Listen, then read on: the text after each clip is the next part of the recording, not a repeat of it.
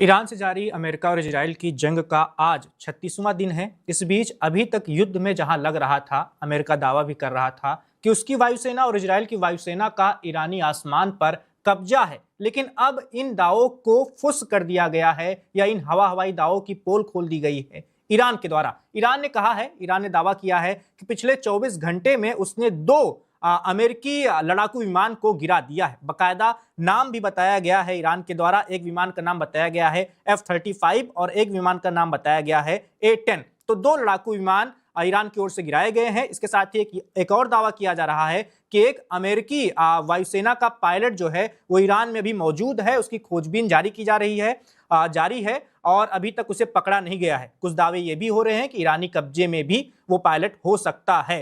तो इस जंग में किस तरह से अमेरिका की वायुसेना, जो दुनिया की सबसे मजबूत वायुसेना मानी जाती है, ताकतवर वायुसेना मानी जाती है, वो कमजोर होती जा रही है या उसे झटका लग रहा है, इस पर ही आज हम बात करेंगे। इसके साथ ही युद्ध किस ओर जा रहा है, 36वां दिन है, आखिर कब युद्ध खत्म होगा, और ट्रंप जो बार बार कह रहे हैं कि उन्हें अपनी शर्तों पर ही युद्ध को खत्म करना है, क्या उनकी शर्तें ईरान मानेगा या नहीं। तो इन्हीं सब मुद्दों पर आज हम तर्कश में बातचीत करने वाले हैं। हमारे साथ इस बातचीत में दो खास मेहमान जुड़ रहे हैं। हमारे साथ अरविंद सिंह तेजावत जी जुड़ रहे हैं, जो रक्षा विशेषज्ञ हैं। इसके साथ ही कर्नल दिनेश नैन जी भी हमारे साथ ज्वाइन कर रहे हैं, वो भी रक्षा विशेषज्ञ हैं। अरविंद सिंह तेजावत साहब विदेश मामलों के जानकार हैं, माफ कीजिएगा। तेजावत साहब, आपके पास ही आते हैं। सबसे पहला सवाल तो मेरा यही होगा कि ट्रंप की हर बातें अब झूठी निकल रही हैं। वो जो कह रहे थे कि ईरान के आसमान में सिर्फ अमेरिका के लड़ाकू विमान ही दिखेंगे और उनको कोई खरोच भी नहीं लगा सकता, ईरान तो उनके दावों की पोल खोल दे रहा है। बिल्कुल सही कहा आपने वैभव जी। और ट्रंप मूलतः झूठे व्यक्ति है, इसमें तो कोई दो राय है ही नहीं। प्रेसिडेंट ट्रंप की जो अंतर्राष्ट्रीय छवि है वह भी कोई बहुत अच्छी नहीं है। आज इमैनुअल मैक्रो उन्होंने भी उनके खिलाफ काफी कुछ बोला है, और प्रेसिडेंट ट्रंप ने बहुत सारे लोगों के साथ मिसबिहेव भी किया है, जिसमें अफ्रीकन प्रेसिडेंट भी शामिल है। इमैनुअल मैक्रो के भी वो मजाक उड़ाते रहे हैं तमाम लोगों को। जेलेंस्की के साथ आप वो मीटिंग समझ रहे होंगे। तो अब प्रेसिडेंट ट्रंप के दावों की कोई रिलायबिलिटी नहीं रही है, और एक जो अमेरिकन प्रेसिडेंट की जो गरिमा होनी चाहिए वो उससे भी काफी नीचे चले गए हैं वैभव साहब। बिल्कुल। दिनेश नैन जी के पास चलते हैं। दिनेश सर, आपको क्या लग रहा है, अमेरिका के जो लड़ाकू विमान गिर रहे हैं, क्या ऐसा कुछ है कि ईरान की जो तकनीक थी, या जैसे बार बार लोग कह रहे थे कि 30 दिन 32 दिन युद्ध को हो गए तो ईरान का एयर डिफेंस सिस्टम पूरी तरह तबाह हो चुका है, कमजोर हो चुका है, लेकिन फिर भी वो कैसे गिरा पा रहा है? देखिए, अनफॉर्चुनेट है वैभव, लेकिन एक एक बात पे हमें और भी ध्यान देना होगा कि 13,000 से ज्यादा सॉर्टीज हो चुकी हैं। यानी 12,000 से ज्यादा टारगेट्स को डिस्ट्रॉय कर चुके हैं इजराइल और अमेरिका मिलाकर के। तो ये जो हमने देखा है, जैसे है इनके ऑयल रिफिल वाले KC-135 थे, जिनका एक आया था इंसिडेंट कि दो हवा में टकराए, ईरान ने बोला हमने मारा है। फिर कुछ KC-35 इनके सऊदी अरब के एयरबेस पे खड़े हुए थे, जब कोई मिसाइल टकराई तो कुछ नुकसान हुए थे। और उसके अलावा फिर इनका एक F-35 का भी जिक्र आया था कि वो ईरान ने उड़ाया है कुछ दिन पहले, 4-5 दिन पहले की बात है। हाँ, आज जो है दो एयरक्राफ्ट इकट्ठे, एक तो आपका F-15E जो है वो धराशायी हुआ, जिसके अंदर से दो पायलट्स ने इजेक्ट किया। एक को अमेरिकन एयर रेस्क्यू टीम ने रेस्क्यू कर लिया है, दूसरा पायलट जो है अभी तक किसी के हत्थे नहीं चढ़ा है, ना ही उसकी कोई ठोर खबर है अभी तक।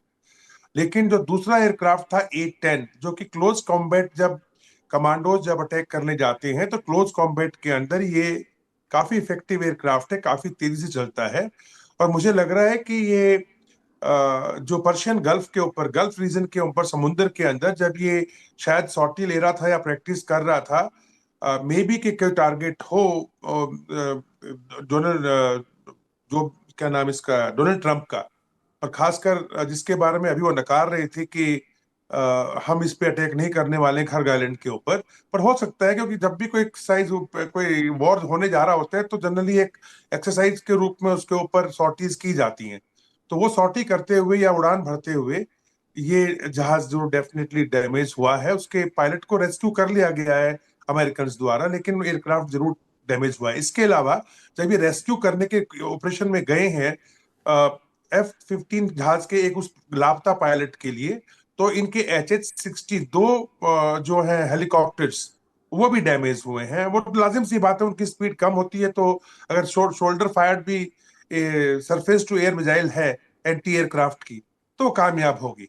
लेकिन हमें ये नहीं भूलना चाहिए कि इनके पास में S-300 और कहना ये भी था कि कुछ S-400 सिस्टम्स जो अमेरिका के हैं, सॉरी रशिया के हैं, वो रशिया ने इनको पहुंचाए हैं।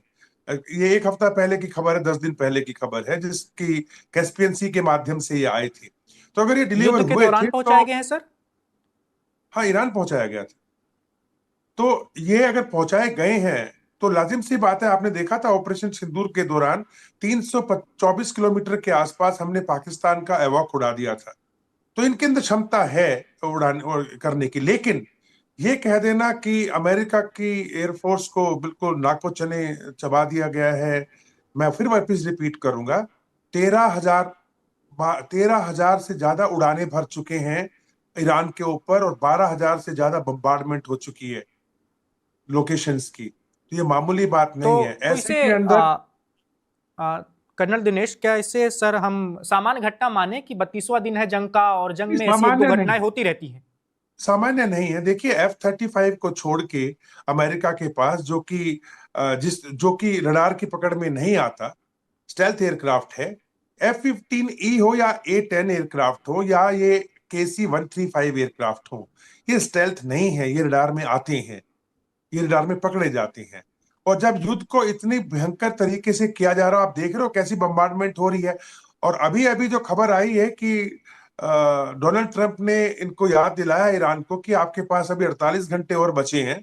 मैंने 10 दिन के लिए आपको कहा था कि आप या तो करार को मान लें, या तो ये जो हमारे बीच में संधि की बात हमने की है, जो पॉइंट्स आपको भेजे हैं 15 पॉइंट्स, वरना तो आपके ऊपर कहर बरपेगा। सो मेरा कहने का मतलब ये है कि ये युद्ध है। युद्ध के अंदर आप देखिएगा, हम लोग, अगर मैं थोड़ा बताना चाहूँ आपको, तो जी। कारगिल के दौरान हमारा भी एयरक्राफ्ट शॉट हुआ था, हमारा भी एक पायलट पाकिस्तान ने पकड़ लिया था।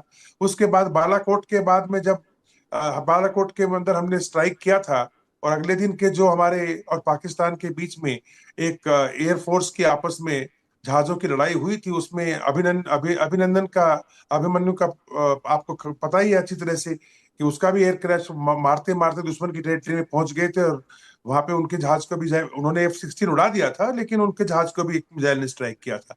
तो लड़ाई के अंदर ये चीज होना कि भाई मैं लड़ूंगा और मुझे तो कुछ नहीं होने वाला और अगले वाले को ही मैं मारता रहूंगा, ये सोचना तो बहुत गलत है। हाँ, जो जो टेक्नोलॉजी और जिस प्रकार की बातें जो मिलिट्री इंडस्ट्रियल कॉम्प्लेक्स है अमेरिका का वो करता आया है आज तक, मैं समझता हूं कि उनकी शाख पे जरूर थोड़ा सा इसका बट्टा जरूर लगेगा। बिल्कुल, तेजावत साहब के पास चलते हैं, लेकिन उससे पहले बता दें कि जिस एक पायलट की बात हो रही है जो अभी ईरान में मौजूद हो सकता है, उस पर 55 लाख रुपए का इनाम रखा गया है ईरान की ओर से, और अपने नागरिकों से कहा गया है कि अगर उसकी कोई खबर दी जाती है या उसे पकड़कर सेना को सौंपा जाता है, सरकारी अधिकारियों को सौंपा जाता है, तो उन्हें कम से कम 55 लाख रुपए इनाम के तौर पर मिलेंगे। ये ईरान के नागरिकों के लिए ये है, इनाम रखा गया है अमेरिकी पायलट पर। तो चलिए तेजावत साहब के पास चलते हैं। तेजावत साहब, अगर अमेरिका वापस पाना है उसे, अपने पायलट को, तो क्या एक तरीके से अब ट्रंप पर एक दबाव भी होगा, खासकर कल वाली घटना के बाद, कि सही सलामत अगर अपने पायलट को वापस लेना है तो उनको जंग रोकनी पड़ेगी, ऐसा कुछ? बिल्कुल, अमेरिका पे दबाव तो है। अमेरिकन मीडिया देखिए, वॉशिंगटन पोस्ट, न्यूयॉर्क टाइम्स, तमाम जो है वो भरे पड़े हैं इन खबरों से, और बहुत जबरदस्त क्रिटिसिज्म हो रहा है। कर्नल साहब की बात एकदम बिल्कुल ठीक है, क्योंकि अभी यूनाइटेड स्टेट के पास अभी 440 के आसपास ये F-35 है। तो अगर उनमें से 2 धराशायी हो गए हैं, तब भी उनके पास 438 है।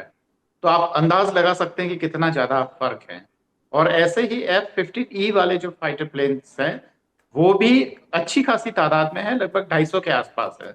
तो अगर ये धराशायी हो भी जाते हैं तो अमेरिका की जो सैनिक ताकत है उसमें कोई फर्क नहीं पड़ता है, पर अमेरिका के उस बड़बोलेपन की भी की पोल खुलती है, जिसमें उसने ये कहा था कि एकदम पूरा का पूरा ईरान का आसमान वो हमारे कब्जे में है, ईरान कुछ नहीं कर सकता है, उसकी ये कैपेसिटी नहीं है।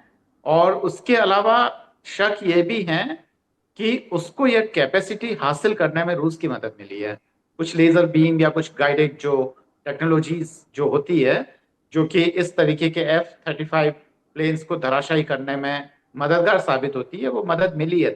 बाकी खुद मुझे लगता नहीं है कि ईरान की इतनी कैपेसिटी होनी चाहिए। बाकी कर्नल साहब शायद इसे ज्यादा बेहतर तरीके से खोल के बता सकते हैं इस पूरी चीज को।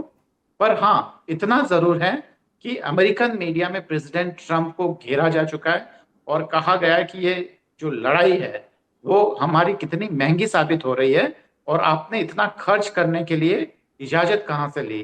क्या कांग्रेस से आपने इजाजत ली? और इस बीच में एक और खतरनाक बात ये हो सकती है कि प्रेसिडेंट ट्रंप मैक्सिमम 2 महीने तक या 60 दिनों तक ये लड़ाई चला सकते हैं बिना कांग्रेस की अनुमति के। और वो जो डेडलाइन है वो अब बहुत नजदीक आने वाली है। वैसे भी प्रेसिडेंट ट्रंप डेडलाइन और हेडलाइन के प्रेसिडेंट कहलाते हैं, तो अब उनके लिए भी एक डेडलाइन है कि या तो आप खत्म करिए, नहीं तो अप्रूवल लीजिए कांग्रेस से, जो उन्हें कभी नहीं मिलेगा।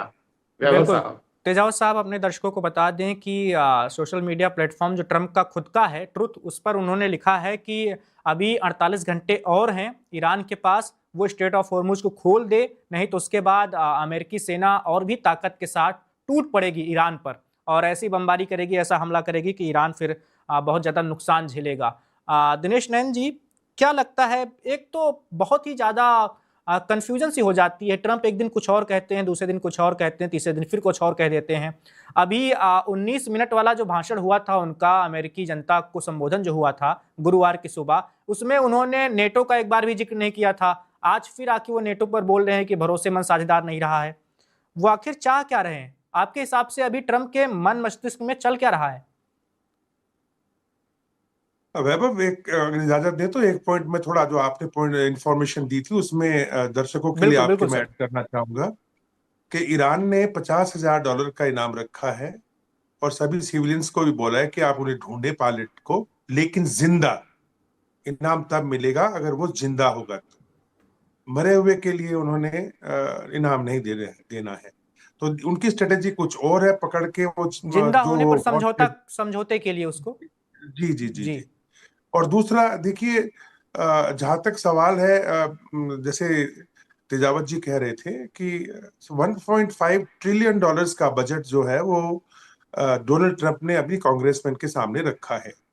जैसे आप बातें चल रही थी कि $200 बिलियन और इंक्रीज कर दिए जाएं ऐसे करके, और ये काफी, ये लगता है 40% इंक्रीज होगा अमेरिका के बजट में जो पिछले बजट थे उसके मुकाबले। यानी बहुत बड़ा अमाउंट मांगा जा रहा है अमेरिका की सेना के लिए। अब रही बात, जो आपका सवाल था, मैं उस पर आता हूँ।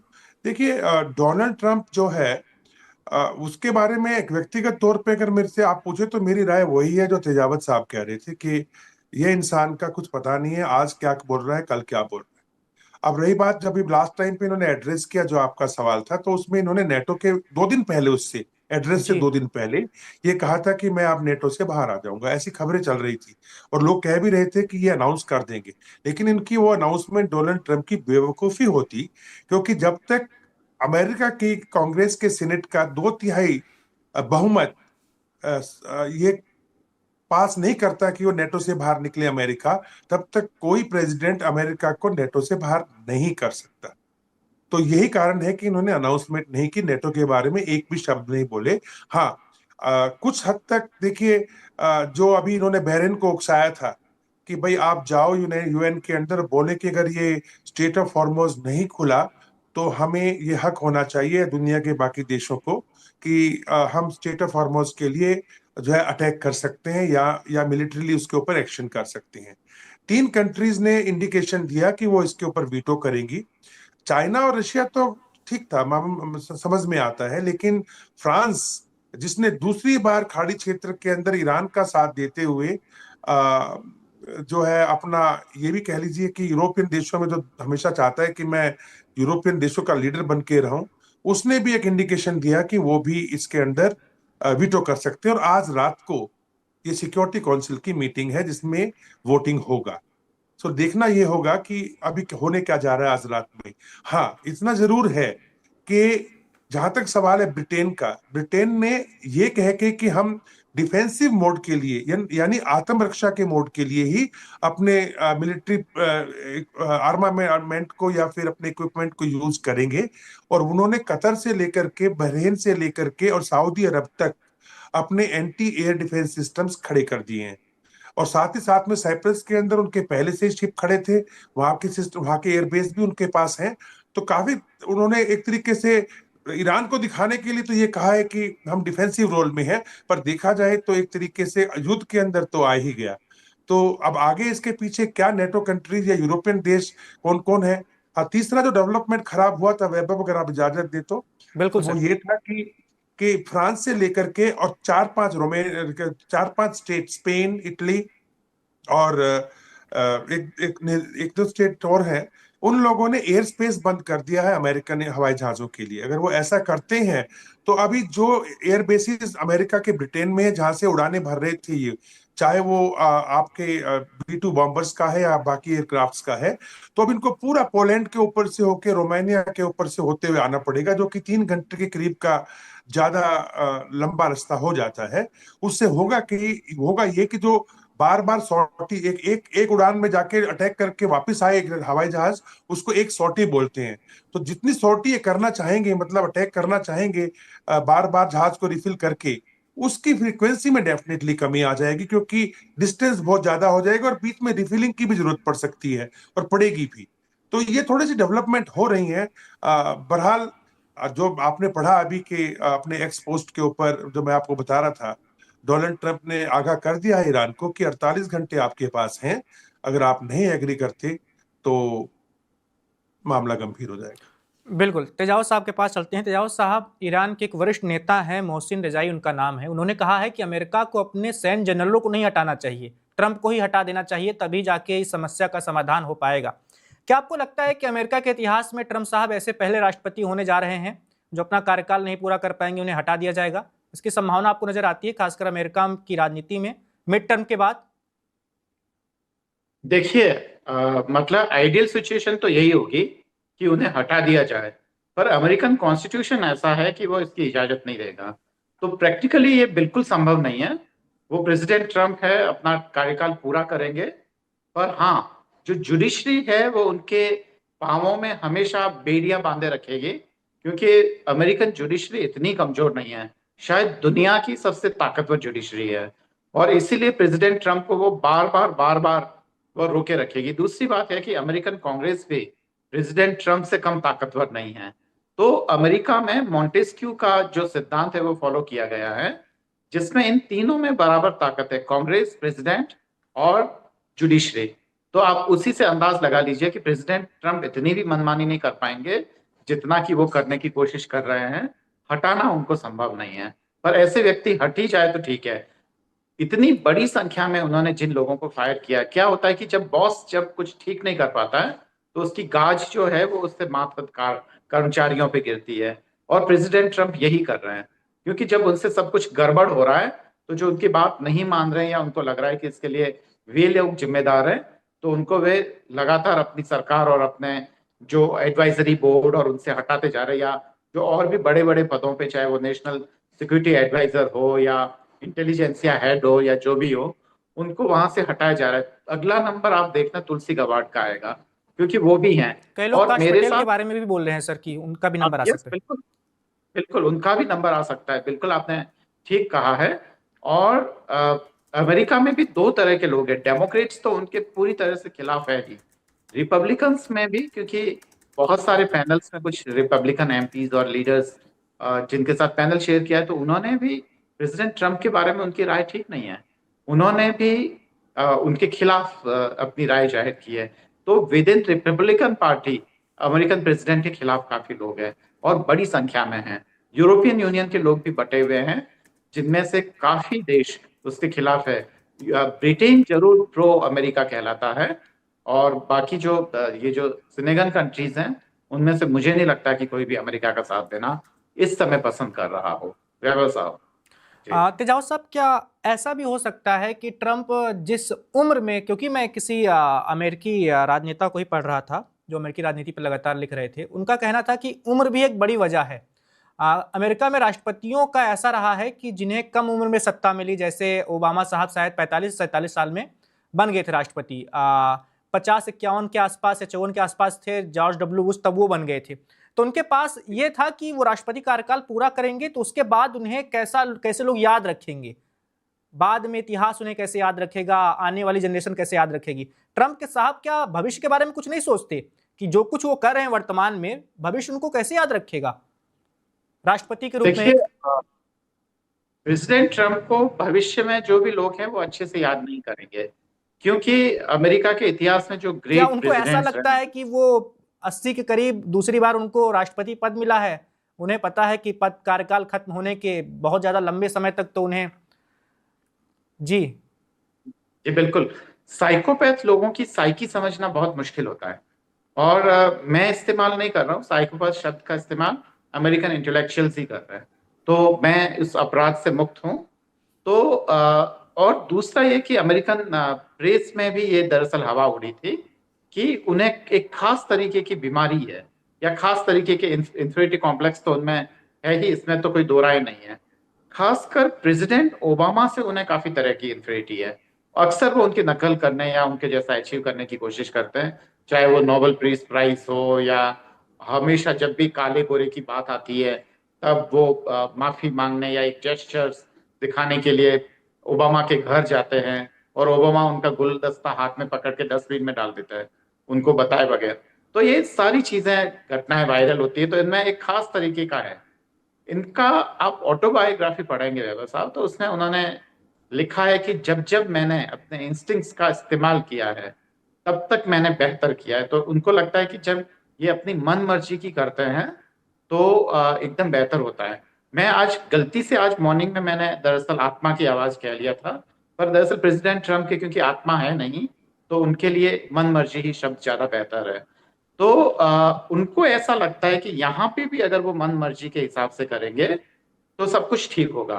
पर लड़ाइयाँ जो होती है वो प्लानिंग से होती है, उसके पीछे काफी बड़ा वो होता है। आप एसेस करते हैं लड़ाई करने से पहले हर चीज, खासकर भारत का 71 के वॉर के बारे में हमें पता है कि जब प्राइम मिनिस्टर ने कहा कि लड़ाई कर दीजिए तो उस जमाने के जो जनरल थे उन्होंने मना कर दिया था कि अभी मैं इस हालत में नहीं, आप मुझे थोड़ा सा समय दीजिए।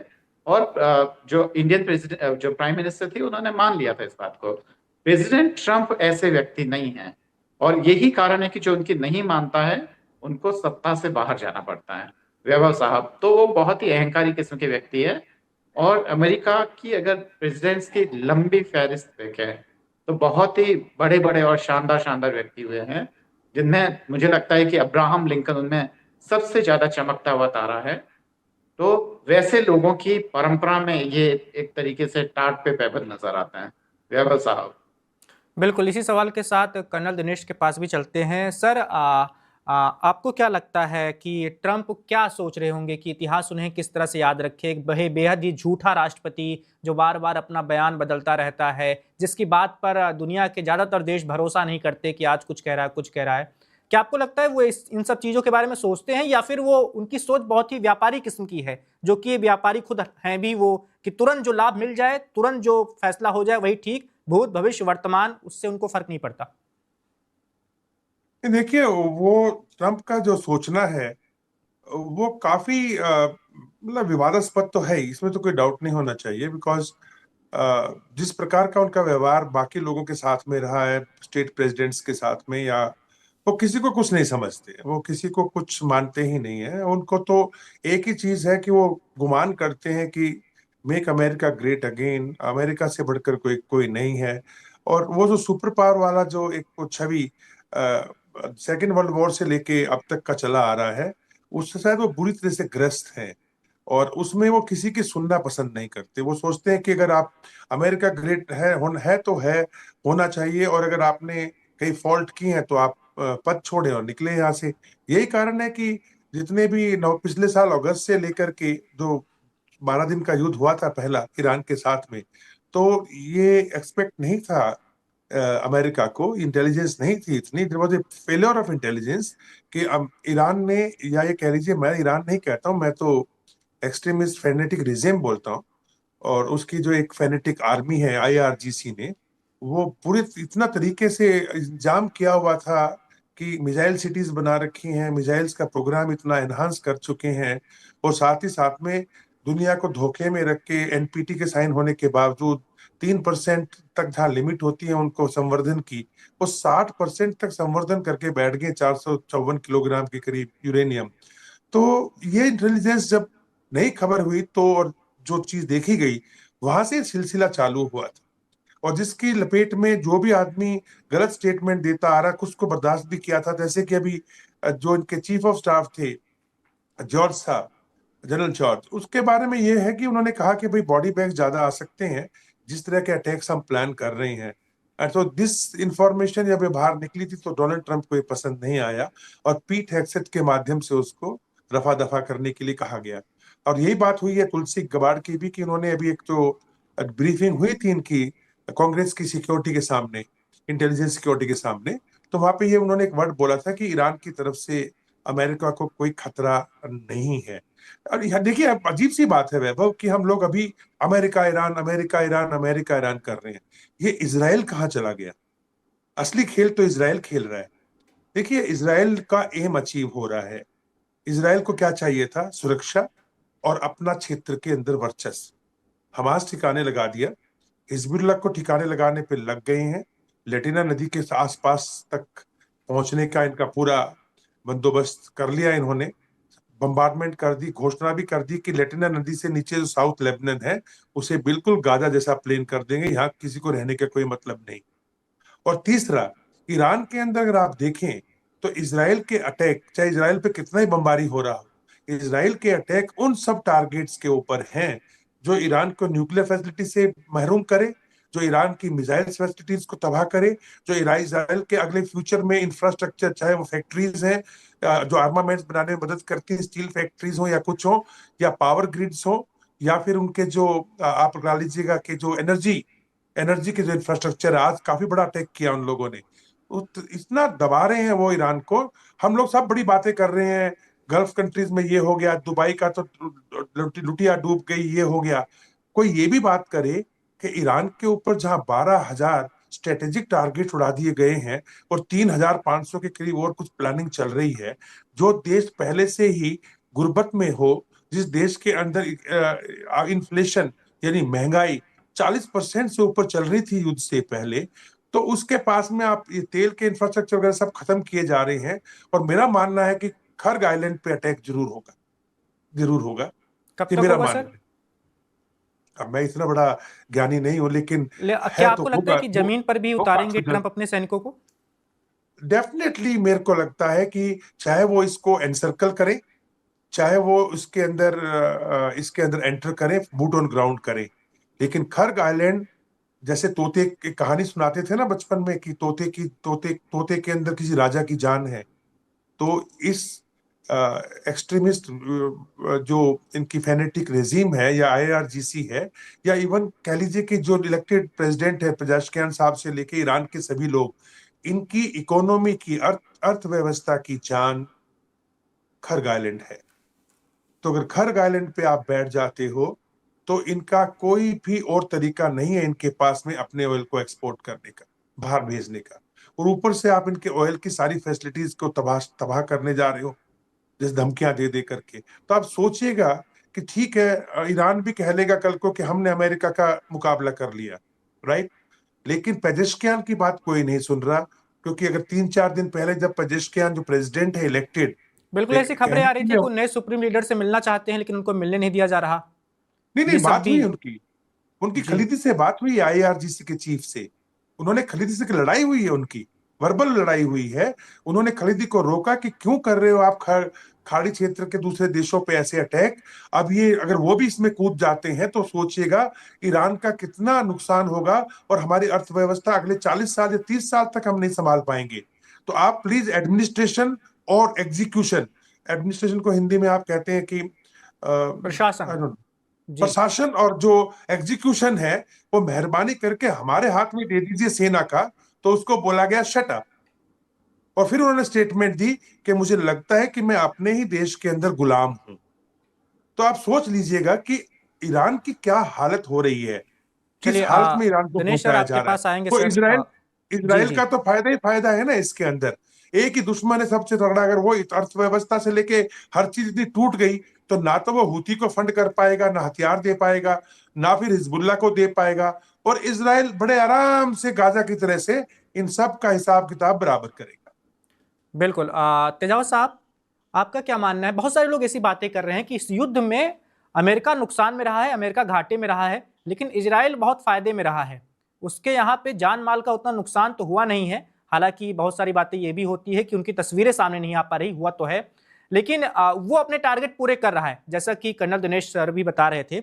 और दूसरा सवाल ये कि ट्रंप साहब जो ये फैसला लिया था, उसमें शुरुआत में हम आपसे कई बार बातचीत कर चुके हैं युद्ध शुरू होने के बाद भी, क्या उसमें सच बात यही है कि इजराइल का बहुत ज्यादा ही दबाव था उन पर कि करना ही चाहिए, हमला करना ही चाहिए, यही सही वक्त है? दरअसल इजराइल ने अपनी दिलो जान लगा लिया था कि किसी ना किसी तरीके से प्रेसिडेंट ट्रंप को इसमें इन्वॉल्व किया जाए, और उसके लिए उन्होंने अपनी जो ज्यूस लॉबी है उसका पूरा पूरा इस्तेमाल किया। और आखिर में प्रेसिडेंट ट्रंप एक पॉइंट पे आके, जब एक के बाद एक उन्हें सफलताएं मिलने लगी, पहले उनको एक छलावा दिया गया कि देखिए, हमने बहुत ही एक लिमिटेड अटैक किया परमाणु ठिकानों पर ईरान के, हम जीते। सीरिया में कोई नहीं आया, हम जीते। तो इस तरीके से प्रेसिडेंट ट्रंप को उन्होंने कन्विंस किया धीरे धीरे।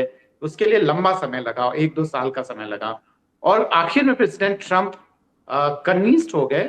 उसके बाद में इजराइल की चिंताएं आधी हो गई, और आप देख रहे हैं उसका परिणाम कि अब अमेरिका वर्सेस ईरान हो चुका है, और इजराइल आराम से बैठा वो लड़ाई देख रहा है। ये बात सच है।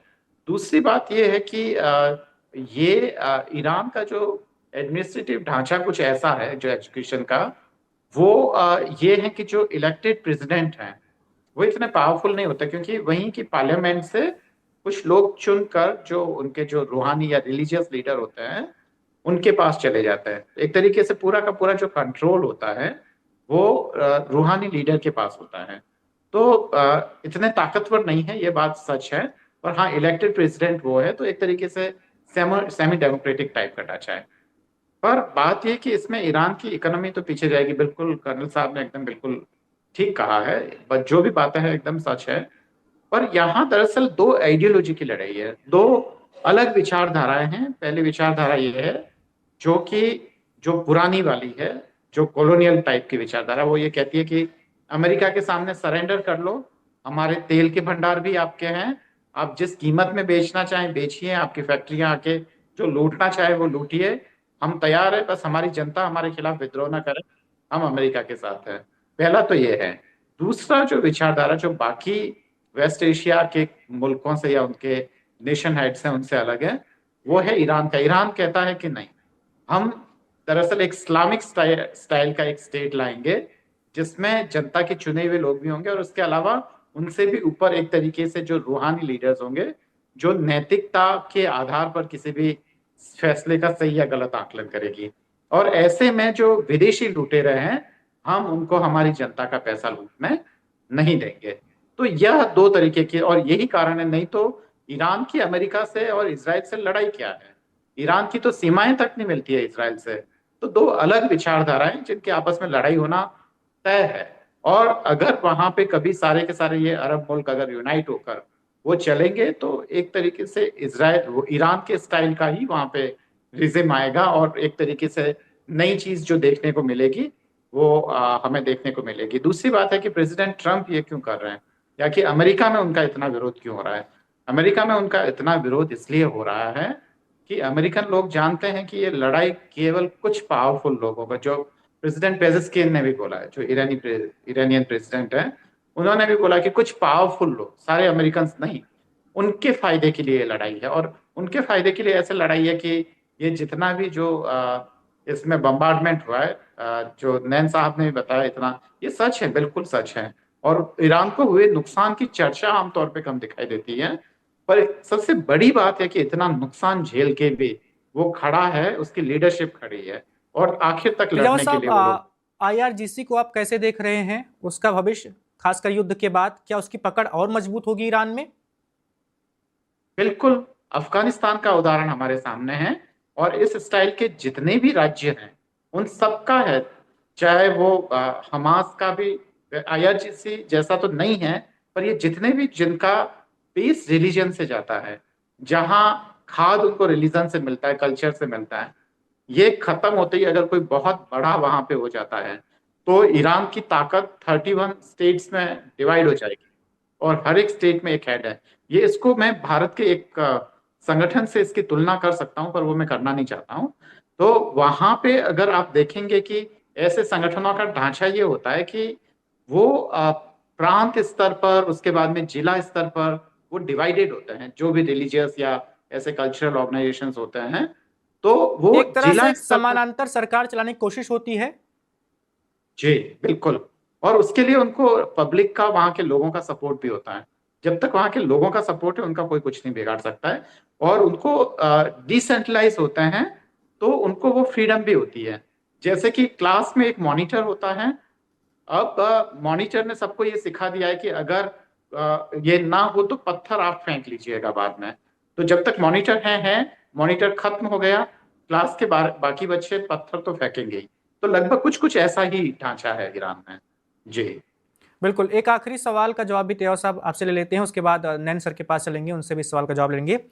ये जो अमेरिकी लड़ाकू विमान गिरा है, बताया जा रहा है कि करीब 23 साल बाद आखिरी बार इराक युद्ध में किसी दुश्मन देश ने अपने मिसाइल हमलों से या किसी और प्रकार से हमलों से अमेरिका का विमान गिराया था। उसके बाद अब जाकर ये हुआ है जब ईरान ने गिराया है।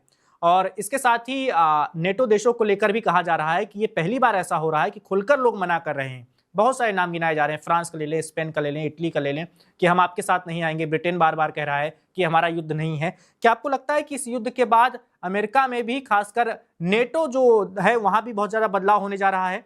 यूरोप में भी बहुत कुछ बदलेगा? अमेरिका हाथ खड़े करेगा कि आपकी सुरक्षा की जिम्मेदारी हम नहीं लेकर रखेंगे हमेशा, आप तो हमें बचाने आए नहीं, हमारे साथ लड़ने आए नहीं? देखिए, जब यूरोपियन यूनियन बन रहा था तो बाकी की सारी दुनिया ने उसका स्वागत किया था कि चलो यूरोपियन देश एक हो जाएंगे, जो सेकंड वर्ल्ड वॉर तक एक दूसरे के खून के प्यासे थे, अब यूनाइट रहेंगे। अमेरिका इसके फेवर में नहीं था। अमेरिका को पता था कि ये देर सवेर यूरोपियन यूनियन इतना ताकतवर बन जाएगा कि खुद अमेरिका के लिए चैलेंज हो जाएगा। नेटो का वो वही देख रहा है, और उसमें ये देख रहा है कि अमेरिका 60% से भी ज्यादा सारा पैसा खर्च करने के बावजूद नेटो में जो है उसको आम सहमति से काम करना पड़ता है। या खासकर प्रेसिडेंट ट्रंप की जो दादागिरी है, वह नेटो के देश मानने के लिए तैयार नहीं थे, क्योंकि इससे पहले कंटिन्यूअस मीटिंगें हुई है, जैसे कि G7 की, या जहां जहां ये जो यूरोपियन यूनियन के जितने भी जो लोग हैं, वहां वहां पे प्रेसिडेंट ट्रंप ने देखा कि ये उसके हुक्म जो अर्दली करते हैं बाकी, जैसे कि वेस्ट एशियन देश करते हैं, या बहुत सारे एशियन देश जो अमेरिका की गुलामी में सिर झुकाए रखते हैं, वैसा ये यूरोपियन देश नहीं कर रहे हैं। तो ये प्रेसिडेंट ट्रंप को कहीं ना कहीं मलाल था, इसीलिए उन्होंने सबसे पहला काम किया, जर्मनी से अपने सोल्जर्स को बुलाया। ये बहुत पुरानी बात है, जब वो अफगानिस्तान से जब वो ला रहे थे, पहले तो कार्यकाल के वहां से। दौरान। जी, पहले कार्यकाल के दौरान, जी। बिल्कुल सही कहा आपने। तो ये प्रेसिडेंट ट्रंप को शुरू से ही ये क्लियर था, और इवन की अमेरिकी पॉलिसी मेकर्स भी यूरोपियन यूनियन को लेकर कंफर्टेबल नहीं है, क्योंकि अगर यूरोपियन यूनियन मजबूत होगी तो अमेरिका फिर सेकंड कैटेगरी का मेंबर होगा। तो यह एकदम क्लियर है, और मुझे लगता है कि इसके बाद में नेटो के साथ क्या संबंध होंगे, वो भी एक तरीके से डिफाइन होना शुरू होंगे। जी वैभव जी। बिल्कुल, नैन सर के पास चलते हैं। नैन सर, क्या आपको लगता है कि सुपर पावर अमेरिका के समानांतर अब और भी लोग खड़े होंगे, और भी जैसे यूरोपीय यूनियन अलग अपना रुख अपना सकता है? अभी हमने देखा स्टेट ऑफ हॉर्मुज को लेकर ब्रिटेन ने एक बड़ी बैठक बुलाई थी, उसमें बहुत सारे देशों के लोग शामिल हुए थे। तो लोग अपने स्तर पर चीजें डील कर रहे हैं। अब वो हर मामले में अमेरिका की सुनना, अमेरिका से पूछना, ये सब लोग करना बंद कर देंगे, आपको लगता है, इस युद्ध के बाद? देखिए, यूरोपियंस को मैं ना बफून समझता हूँ। ये वैसे बंदर हैं जो पहले वर्ल्ड वॉर के अंदर आपस में लड़े, दूसरे वर्ल्ड वॉर में आपस में लड़े, और इनकी ये फितरत कभी जाने वाली नहीं। जैसे कि तेजावत साहब ने कहा कि नेटो ने थोड़ा बांध के रखा हुआ था, और अब मुझे ऐसा लगता है कि इस युद्ध के बाद नेटो का स्वरूप बदलेगा। उसका क्या नाम होगा क्या नहीं, मैं कहना बड़ा मुश्किल है, लेकिन अमेरिका के साथ में पूरा यूरोप विरोध करे ये मैं नहीं मानता। तो काफी काफी देश हैं जो अमेरिका के साथ खड़े होने के लिए बिल्कुल तैयार रहेंगे। तो एक यूरोप के अंदर एक दो ग्रुप ना बन जाए, नंबर एक। दूसरा, देखिए, अब डोनाल्ड ट्रंप ने अभी भी कहा है कि जो 50,000 ट्रुप इसके जर्मनी के अंदर है, उनको उसने वापस बुलाने के लिए कह दिया है। ये संदेश उन्होंने दे चुके। वो वापस ट्रुप आ रहे हैं, हमें चाहे वो ईरान युद्ध का बहाना करें या कुछ करें, जो भी है। लेकिन एक चीज तो जरूर है कि अमेरिका का जो घाटा है 39 ट्रिलियन डॉलर्स का, और जो ये इन्होंने डॉलर बॉन्ड्स के अंदर लोगों को बॉन्ड दे दे करके पैसा उठाया हुआ है, चाइना से लेके हर एक कंट्री से, यूरोप में से भी है, ये ज्यादातर पैसा अगर आप डेप्थ में जाएं तो ये इन्हीं बफून्स के ऊपर खर्च हुआ है, नाटो के ऊपर। यही कारण था कि डोनाल्ड ट्रंप ने आते ही कहा कि भाई ये नहीं चलेगा, आप 1% जीडीपी 1.5% जीडीपी देते हो और सारी सेना मेरी, हथियार मेरे, सब कुछ मेरा यहाँ पे लगा के रखते हो, मेरा खर्चा करा दिया आपने 350 बिलियन डॉलर, खुद सारे मिलकर के $300 भी नहीं खर्च किए हो, तो ये थोड़ी चलेगा। 5% के करीब जीडीपी आपकी हर एक की खर्च करनी पड़ेगी अगर नेटो को आपने सक्सेसफुल करना है तो इसमें बुरी बात क्या है? अगर कोई मेरे देश का इतना पैसा खर्च करा रहा हो और अपनी सुरक्षा करवा रहा हो मुझसे, और उसका मुझे कोई खतरा ना हो उस देश, दूसरे देश से, उनके लिए मैं लड़ रहा हूं, तो एक स्टेज पे आके वो बेवकूफी ही लगेगी। तो मैं इसके फेवर में हूं कि नेटो कंट्रीज के साथ में अमेरिका को पैसा इतना बर्बाद करने की बिल्कुल कोई आवश्यकता नहीं है। अभी मैं थोड़ा सा इससे डाइवर्ट करके अगर आपको बताना चाहूं, जहां तक अमेरिका का सवाल है, देखिए ईरान की भी पॉलिसी को आपको समझना पड़ेगा अमेरिका के खिलाफ। ईरान ने जो ये रेजीम है आईआरजीसी, या ये कह लीजिएगा कि जो रिलीजियस रेजीम थी, अगर ये अपने दायरे में सब कुछ कर रहे होते ईरान में, कोई दिक्कत नहीं थी। बहुत से लोग मोनार्की हैं, आपके अरब में भी है, लेकिन वो दूसरे देश। आप इसका ले लीजिए एग्जांपल अफगानिस्तान का। अफगान तालिबान को सिर्फ अफगानिस्तान की बाउंड्री के अंदर शरीयत लॉ लागू लगा के अपने इस्लामिक तरीके से जीने से मतलब है, वो आसपास के लोगों के अंदर कुछ कुछ नहीं करते, कभी नहीं छेड़ते। पाकिस्तान ने छेड़ा है तो दुरन लाइन पे आकर के उनको सबक सिखा रहे हैं, क्योंकि दुरन लाइन को वो मानते नहीं। टॉपिक चेंज हो जाएगा, मैं let's come to the Iran side.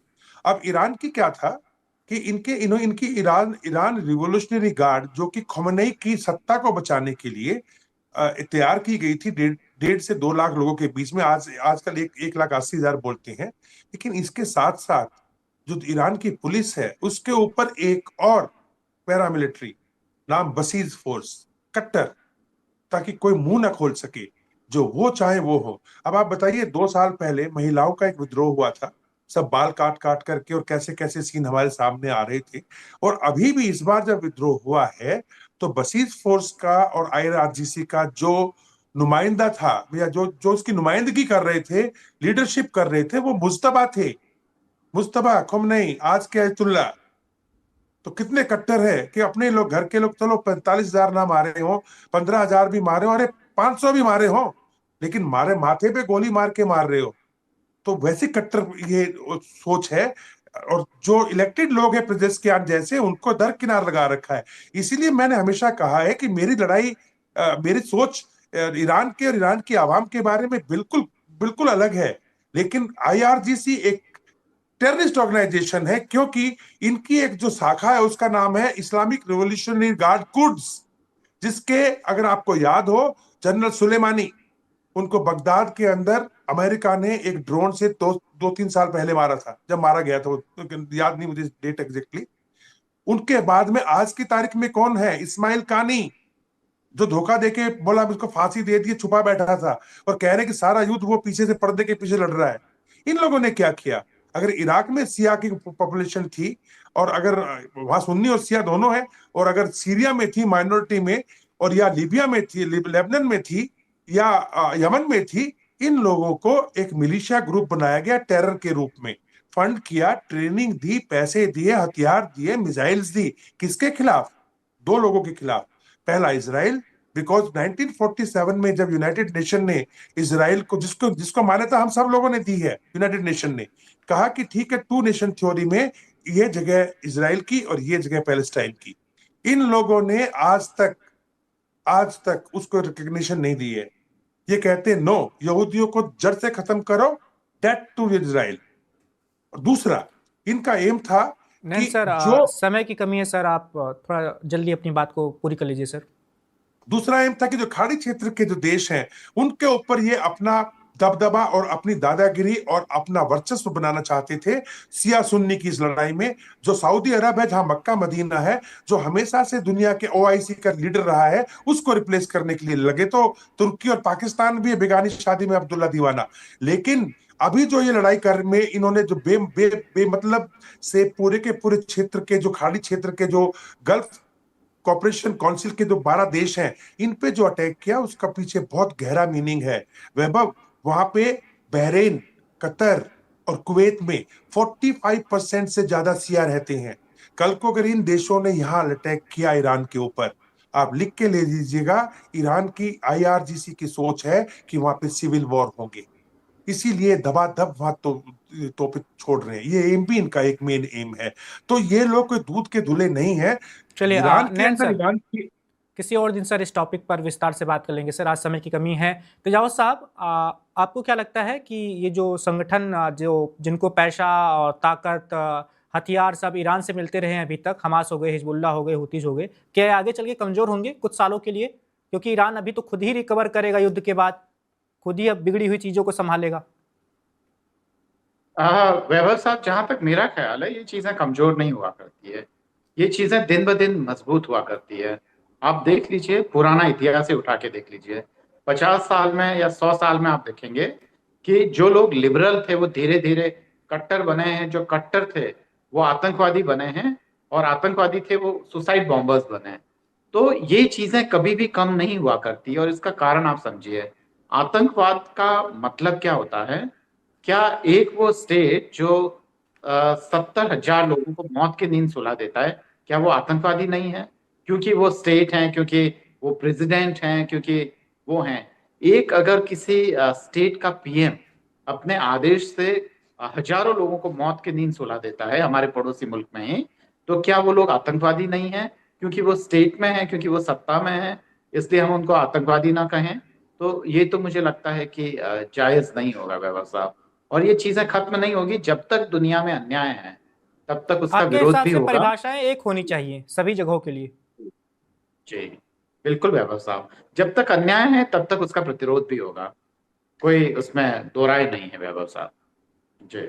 चलिए, तेजावत साहब और नैन सर, आप दोनों का बहुत शुक्रिया वन इंडिया के साथ जुड़ने के लिए, और तर्कश में आपने वो बातें बताई युद्ध से जुड़ी हुई, जो बातें दर्शकों के लिए बेहद महत्वपूर्ण हैं। जो दर्शक युद्ध पर लगातार नजर बनाए हुए हैं, लगातार अपडेट जानना चाह रहे हैं कि क्या हो रहा है, कौन आगे बढ़त में है, कौन से हथियार इस्तेमाल कर रहा है कौन सा देश, और किसके विमान गिर रहे हैं, तो अभी तक की जो भी अपडेट थी वो हमने आपको बता दी। जो भी नई जानकारी सामने आएगी युद्ध से जुड़ी हुई, वो आपको लगातार वन इंडिया पर मिलती रहेगी। और फिलहाल के लिए इतना ही, कल आपसे फिर मुलाकात हो। Subscribe to One India and never miss an update. Download the One India app now.